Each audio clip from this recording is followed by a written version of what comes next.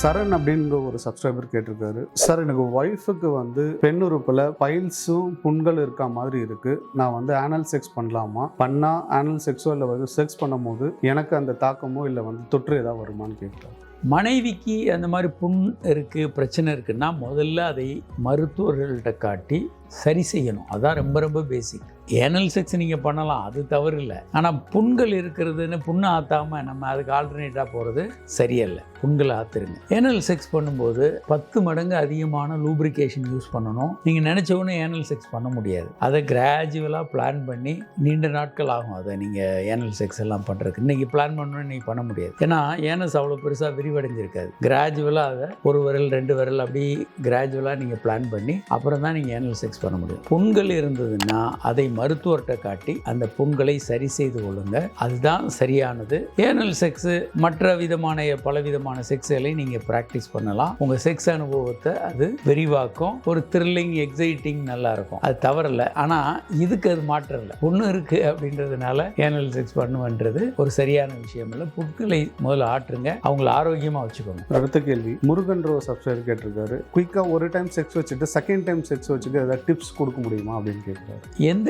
டிப்ஸுமே வேண்டியதில்லை. நீங்கள் செக்ஸ் வச்சுக்கிறீங்க, இன்னொரு முறை செக்ஸ் வச்சுக்கணும்னா உங்கள் பார்ட்னர் உங்களை தூண்டணும், அவ்வளோதான். உங்கள் பார்ட்னர் தான் உங்களுடைய வயகரா. அவங்க கைகளில் தூண்டலாம், வாய் வச்சு தூண்டலாம், பல்வேறு முறையில் உங்களுக்கு எப்படி தூண்டுனா பிடிக்குமோ அந்த மாதிரி பண்ணலாம். இல்லை நீங்கள் கண்டிப்பாக இன்னொரு முறை செக்ஸ் வச்சுக்கிட்டே ஆகணும் அப்படின்னா ஒரு செக்ஸ் படத்தை பார்த்துக்கவும் வரைப்புத்தன்மை உடனே வரும். யூஸ்வலாக அதிலெல்லாம் பெரிய சிக்கல் இல்லை. இயல்பான நபர்களுக்கு மறுபடியும் தூண்டினா ஒரு 5 நிமிஷத்தில் கூட மறுபடியும் முழுமையான வரைப்புத்தன்மை இருக்கும். முழுமையாக இன்னொரு முறை செக்ஸில் ஈடுபடலாம். அது ஒவ்வொருத்தருடைய இண்டிவிஜுவல், அந்த ரிஃப்ராக்டரி பீரியட்னு அதை சொல்லுவோம். ஒரு முறை முடிச்சுட்டு ஒரு சின்ன ரிலாக்ஸேஷன், அடுத்து இன்னொன்று. தொடர்ந்து 4-5 முறையும் பண்ணுறவங்க இருக்கிறாங்க. 4-5 முறை சுய இன்பம் பண்ணுற பசங்களும் இருக்கிறாங்க. ஸோ அது சாத்தியம்தான். ஆனால் எல்லாருக்கும் அது தேவையானா விருப்பம் இருக்கிறவங்க அப்படி பண்ணலாம், விருப்பம் இல்லாதவங்க அதை பற்றி கவலைப்பட வேண்டாம். ஹனிமூனில் இப்படி பண்ணுறது வாய்ப்பு இருக்குது. ஹனிமூனில் புதிதாக மனைவியோடு போகும்போது செக்ஸ் பண்ணிவிட்டு திரும்ப 2-3 முறை செக்ஸ் பண்ணுறதெல்லாம் இயல்பான விஷயம்.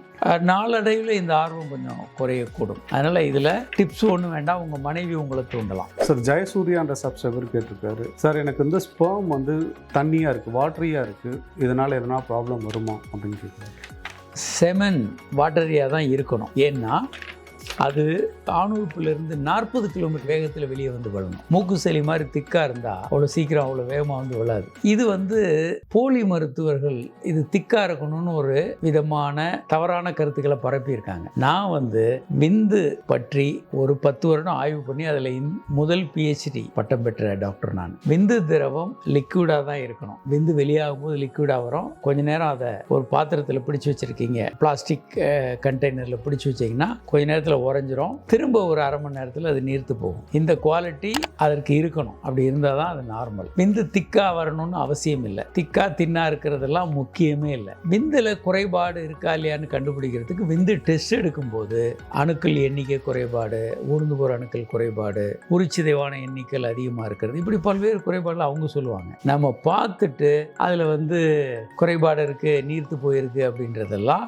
தவறான கண்ணோட்டம். அது உண்மை இல்லை. அப்படி நீர்த்து போகிறது, திக்காக இருக்கிறதுன்றதுக்கு எந்த விதமான முக்கியத்துவமும் இல்லை.